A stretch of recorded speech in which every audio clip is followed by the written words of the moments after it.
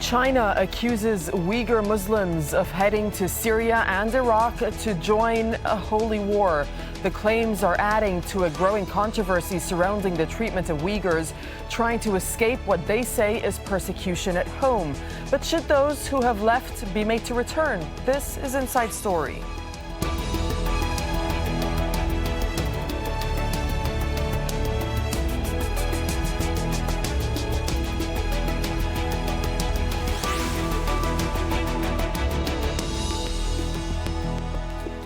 Hello and welcome to the program. I'm Darine Abougaida. They complain of cultural and religious suppression and economic marginalisation in China's far western region of Xinjiang. And for some Uyghur Muslims, the only escape is to leave the country. Chinese government leaders accuse Uyghur separatists of fomenting what they call terrorism.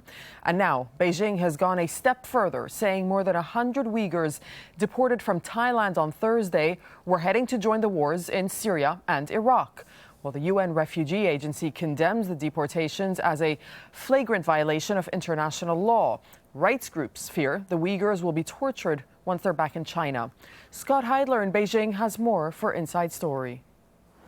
China State Television releasing on Sunday video of men on an airplane they say were deported from Thailand back here into China. This is a group of 109 Uyghurs from the Xinjiang province in the west. They say that 13 of them were terror suspects, as well as others in this group are from that province, that restive province in the western part of China. They say they were trying to make their way from Thailand to Turkey to fight along ISIL forces in Syria and Iraq. Now, this is something that comes on the heels of another group of Uyghurs, 170 of them that were also deported, that left Thailand end of last month, but they went to Turkey. So some think that maybe the reason Thailand deported them here to China on China's request is because of what they did last month. Now, this has been an ongoing issue. Uyghurs, suspected to be Uyghurs who claim their Turkish background, make their way to Southeast Asia, looking to officially go into Turkey that direction. This has been going on between China, Turkey, and Thailand, at least over the last several months. This is a case where, if you will, Thailand split the decision. Half, a chunk of them went on to Turkey, and then, as we saw, some came here to China. Now, the move to deport them back here to China came with criticism from the United States, from the United Nations, from human rights groups, because they say that the Uyghurs here in China are persecuted, and it goes against international law to send a person who believes that they're being persecuted, who has evidence that they're being persecuted, back to their country that they came from to flee that persecution. So the United Nations and the United States condemned Thailand's move. China denies that there's any persecution going on out in the West. What will be interesting over the coming weeks to see what kind of evidence that China has said that they have against these gentlemen, and particularly those who they say were already 13 terror suspects. Scott Heidler for Inside Story, Beijing.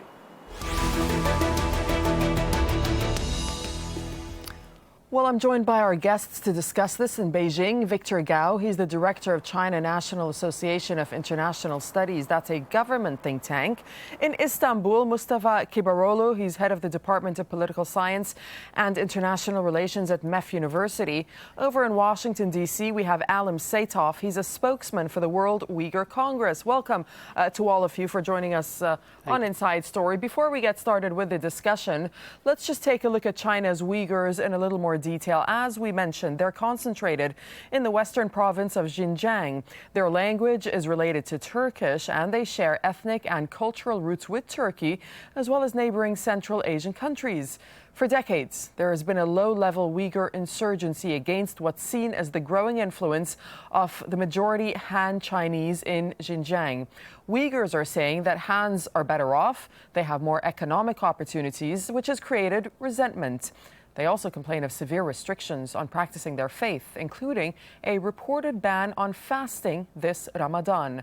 Well, the Chinese government has made a major effort to foster a more, quote, Chinese identity in Xinjiang, including making schools teach in Mandarin. Let's now bring in our guests and talk about this. Alim, in Washington, when you look at what's happened with Thailand recently. We were just talking about it. Thailand deporting some of the Uyghurs back to China.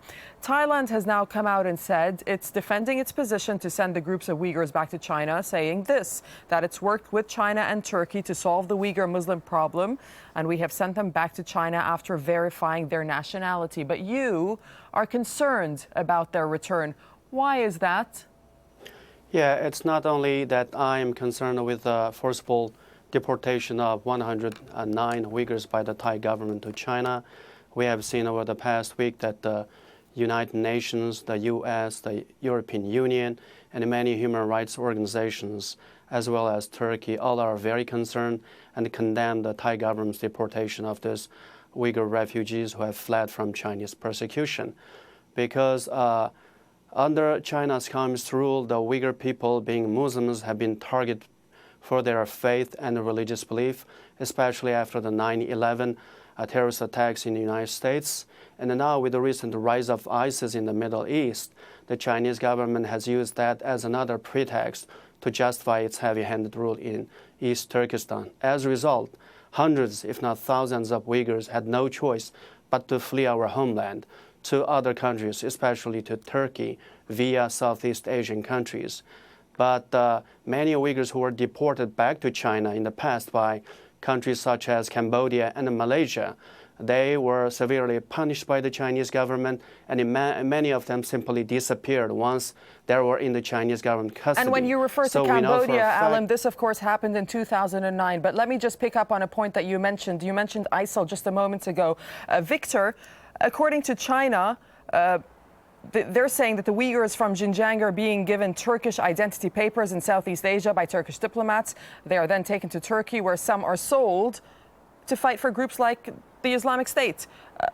Where does China get this information from? First of all, China is a multinational country. We have altogether 56 ethnic groups, including Uyghurs. The Uyghurs mostly live in Xinjiang. They are a very important part of the Chinese nationality. Most of the Uyghurs are very law-abiding, and they are very much respected by other nationalities in China. And generally speaking, there is no fundamental difference between, let's say, a Han Chinese like I am or a Uyghur. I have many Uyghur brothers and sisters, and we highly regard each other. On the other hand, it is also a fact which is not to be denied that there have been some Uyghur extremists who went to Afghanistan to fight against the American soldiers and the NATO soldiers. Some of these Uyghur fighters have been arrested by the NATO and by the United States. Some of them have even ended up in Guantanamo. And the United States have kept them incarcerated over there. Not that China arrested them, it's the American soldiers who arrested these Uyghurs in Afghanistan. It is also a fact that the world should know very, very clearly that there have been Uyghur fighters fighting on ISIS side in Syria, in Iraq, in other parts in the Middle East. Many of them have been killed, have been arrested, for example. And this is the truth. And anyone who denies this is indulging in fantasy. Well, and the also United Nations, Victor, okay, the United Nations and the United Nations... There is no East Turkestan in the world. The United Nations, as well as human rights groups, Victor, are looking at the case of the 109 Uyghurs that have now been deported from Thailand to China, and they are saying that they are concerned with their return to China. Are you saying that the UN and human rights groups are incorrect when they say that? Now, talking about these Uyghurs who have been deported by the government of Thailand back to China, this is really a cooperation between China and Thailand, two sovereign nations. Now, for these Uyghurs, first of all, they are Chinese citizens. They fled China by illegally crossing the border into other parts of the world, and eventually they ended up in Thailand. Between China and Thailand, two sovereign nations, the only thing they can do is to conduct a judiciary cooperation, police department versus the police department, to verify, first of all, whether these are Chinese citizens who happen to be of Uyghur descent. Okay, but just answer my question. Do you share the concern of the international human rights groups as well as the UN? It's yes or no? No, I don't think so. Okay, I think, Mustafa, first of over all, to this is you in a law Istanbul. enforcement measure. All right, and Victor, the just Thailand one government second, should be please. congratulated for doing the same thing. All right. The right thing to repatriate these things back to the homeland. Okay, that just is one China. second. Mustafa, over in Istanbul, Victor was just talking about the cooperation that should happen between Thailand and China when it comes to the Uyghur with the 109 Uyghurs that have been sent back to China. But a lot of people say that Thailand perhaps have sent them back because they don't want to irritate China. What do you make of that argument? Yes, of course, Thailand is considering its relations with big power China, which is not only an economic power, but also nuclear power, a dominant power, a regional power. And Thailand, the Thai authorities probably are taking all this into consideration from the when looked at the issue from political and strategic perspective. But there's also the humanitarian dimension to this issue. And there are not only these Uyghurs who have fled their country, but there are tens of millions of people who have fled the places where they lived for so many years, and because of either political pressure or maybe environmental changes or for whatever reason. If all these Uyghurs were happy with the situation where they were living, they would probably not have fled their country, and they would not have sought refuge in other countries in very difficult conditions. So therefore, Turkish authorities, must be in close contact with the Chinese authorities and vice versa. China and Turkey do not need intermediaries because they have very good relations, very close relations, and especially since 2010, Turkey and China have signed a number of agreements that elevated the relationship, the state of affairs to strategic level. So therefore, this issue can be sorted out through negotiations between the two parties. But at the essence of the discussion, and I suppose it's important to clarify, Mustafa, that when we talk about Turkey, when you refer to Turkey, it's important to clarify that there are historical ties between Turkey as well as the Uyghur community that we speak of. But the reaction in Turkey over the deportation of the 109 Uyghurs back to China from Thailand has been fierce. We did see protests outside the Thai consulate as well as the Chinese consulate in Turkey. Just clarify more for us what the relationship is between Turkey and the Uyghurs and where public opinion lies in Turkey. As we all know, and many people know, our ancestors have lived in East Turkestan and in Asia for so many years, for thousands of years ago. And then, we have now our homeland here in Anatolia, thousands of miles away from where our ancestors have lived for so many years. But now we have affiliation with Uyghurs through linguistic commonalities, cultural commonalities, ethnic commonalities, religious commonalities between the two, communities here. Uyghurs, we call them Uyghur Turks, right? When you refer to the atrocities here or the events that have taken place, especially with respect to the Thai consulate in Istanbul, I believe the reactions have gone beyond the acceptable level, and the president as well as prime minister and also the leaders of the parties in opposition have condemned the level of atrocities against the consular representatives of other countries, especially the Thai consulate, which was stormed by a few people, but the damage caused not only physical damage, but also damage caused to the political relations between the two countries, Thailand and Turkey, as well as the relations between Turkey and China was great. So I believe the reason for this was the lack of proper and accurate information and distortions in the messages that were received from the region.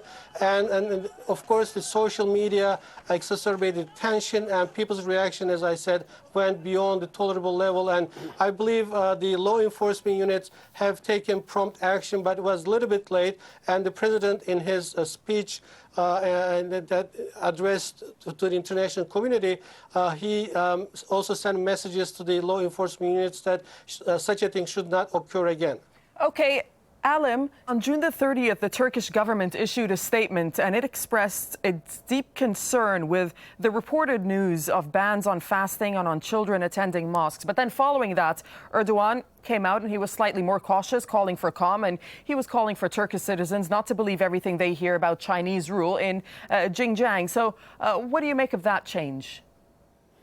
First of all, we are extremely grateful to the long-standing support of the Turkish government and the people for the Uyghur Turks who have suffered tremendously under the brutal rule of Chinese communists for decades. And I do not believe that the recent remark by President Erdogan is a U-turn of Turkish policy toward the Uyghur Turks, but rather what we have seen during the attack on the Thai consulate in Istanbul. Of course, that's absolutely unacceptable, and we don't approve any kind of violence. But because of that, I think it was important for President Erdogan to clarify the position of his administration on these issues. And also, Turkey has good relations with China, of course, diplomatic relations. Turkey wants to keep an open-ended good relations with China. President Erdogan is visiting China actually end of the month. So, of course, and he doesn't want to irritate the Chinese government because of the protests that have happened in Turkey and also because of the Uyghur refugee saga. So this is more a diplomatic approach than a change of Turkish government's position with regard to the Uyghur issue. All right, Victor, I'll be coming over to you in just one second, but allow me to put this to Alim. You just called the rule under the Chinese brutal, but the Chinese say that many of the 109 Uyghurs that were deported back to China from Thailand had been radicalized by materials released by the World Uyghur Congress, meaning yourself. What's your response to that? That's an absolute lie spun by the Chinese government. This 109 people that we have seen from the Chinese media reports, the international community called them as refugees, but the Chinese government called them illegal immigrants. And right after they were deported to China, Chinese Foreign Ministry spokeswoman basically said they will be dealt according to law. But the law we have witnessed from Chinese government reports, we saw these Uyghur refugees. They were all numbered. They had put on black hoods. They were treated like terrorists already when they were boarded on the plane. And as soon as they landed in China, Chinese state media began to demonize them without providing any kind of substantive evidence to the international community. And these Uyghurs fled China, not because they loved ISIS, as the Chinese government often wants the international community to believe, but because they could not live like human beings under China's communist rule. They could not live like a normal Turk, Uyghur Turks or Uyghur Muslims. During the holy month of Ramadan, they cannot fast. They cannot basically be a normal Muslim. And their religion is under attack, their faith is under attack, and their identity, their humanity is under attack. So the only way for them to live a human being is to leave the country. We're talking about men, women, and the children have left the country. But the Chinese government accuse all of them as terrorists. Okay, let me get Victor's response to what Alim is saying. And also, it's important to note that it is, Victor, difficult to establish facts on the ground in areas like Xinjiang because foreign journalists are often not allowed in. Yeah, let me just make it very clear. China and Turkey have very good relations. We are very, very good neighboring countries. And China does not have any legal right to interfere in domestic affairs in Turkey as a sovereign country. Likewise, Turkey does not have any right to interfere in any domestic matters in China. That's for clear. Second point, Uyghur nationalities in China are Chinese citizens. They are not Turkish citizens. In China, immigration is free. You can just apply for immigration. Many people go to the United States, Australia, UK, many European countries. Many Uyghurs actually legally apply for immigration to Turkey. So if you really want to leave China legally and to go to Turkey to become a Turkish nationality, there is this legal immigration channel. So why should anyone, crisscross through borders illegally, engage in things like human trafficking, ended up in our neighboring capitals, and then eventually they get illegal falsified documents from other countries, and eventually end up fighting with ISIS. All right, now, but if you look at what's happening on the ground in Xinjiang, Victor, let's talk about what's happening on the ground in Xinjiang. Do you believe that the roots of this conflict, are being addressed? In China, Let me tell you, in China, we have 2 dozen or so nationalities who are Muslims. Muslim people in China are proud part of the Chinese nationality.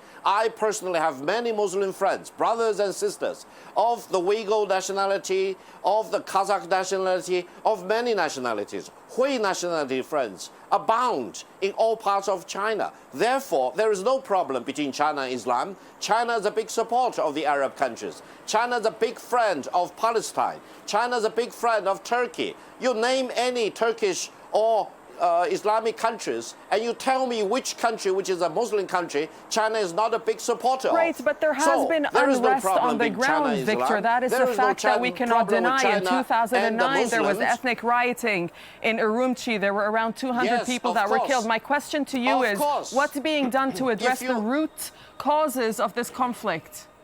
If you look at the real problem, there are Uyghur extremists who attack the innocent population, who commit crimes of atrocities, who slash people's throats, who knock on their head. And these are real crimes, and these need to be dealt with as law enforcement issues. Any government in the world will not be able to afford to turn a blind eye to such crimes, and they will be singled out. But these are not representatives of the Uyghur nationalities. The Uyghur brothers and sisters are good citizens in China. They abide by the law, and they engage with the other nationalities as friends, as Chinese citizens. That's the most important thing. The minorities, there are minorities who commit heinous crimes, and they need to be dealt with as law enforcement issues. All right, Alim, as Victor was saying, there have been instances where Han citizens, in fact, have been attacked. Let me ask you the same question that I put to Victor. What's being done to address the root issues of this conflict? The root issue of the conflict is not so much what Mr. Victor Gao described. Mr. Gao and his government tried to portray China as what it is, has always been. But modern China is much bigger than ancient China. We know Tibet has the same issue with the Chinese government. We have the same issue with the Chinese government. After the founding of the People's Republic of China in 1949, China established 5 autonomous regions. One of them is the Uighur, so-called Xinjiang Uighur Autonomous Region, Tibetan, other regions. These autonomous regions historically were not part of China. But 1949 later, we became part of China, but China tried to, or in a way, falsely gave us a fake autonomy that we have never enjoyed. So there is a political problem here. In addition to the massive human rights violations, religious repression, the Chinese government has never honored, number one, its own constitution. It doesn't respect. Number two, the regional ethnic autonomy laws. And instead, the Chinese government attempt to demonize the peaceful Uyghur Muslim as terrorists, extremists, try to demonize the Tibetan people and His Holiness the Dalai Lama as separatists and terrorists as well. This is the way the Chinese government handles its internal problems. Instead of working out the political, long-lasting, peaceful solution, it attempts to demonize and destroy all groups. And in terms of the violence that has been taking place, is true, a lot of violent events have taken place in China, purportedly committed by the Uyghur people, but the Chinese government covers up the evidence, does not allow international investigation or foreign journalists to come investigate these events. So we really do not know what has truly happened, because it is in the interest of the Chinese state to have some radicalized Uyghurs to commit acts of violence, okay, let me put that to Mustafa. Is that really the case? And also, what do you think needs to be done to address the root causes of this conflict? Let me emphasize one thing. I mean, back in the 30s and 40s, and there was this Republic of East Turkestan, and of course then they joined China, and back in 1955, Uyghurs were given autonomous status within the Chinese constitution, and as has been articulated by Alan, they have never fully entertained or enjoyed their autonomy. And what has to be done is, of course, without needing any intermediary, any other countries like Thailand, Malaysia, or other regional countries, Turkey and China, they have very long state experience and very good relations, as has been mentioned by Victor. And of course, Turkey and China are also entering maybe a new phase in the relations, especially in the domain of military relations in defense industries.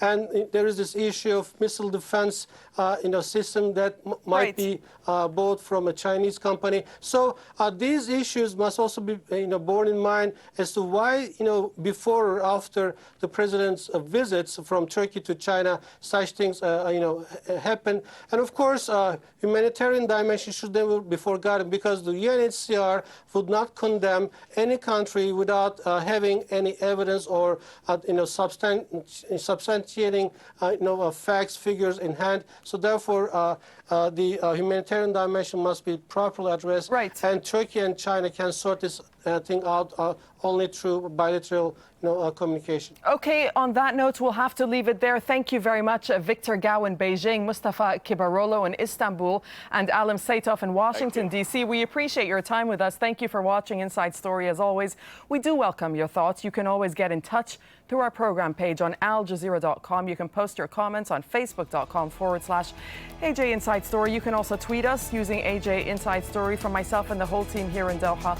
bye-bye for now.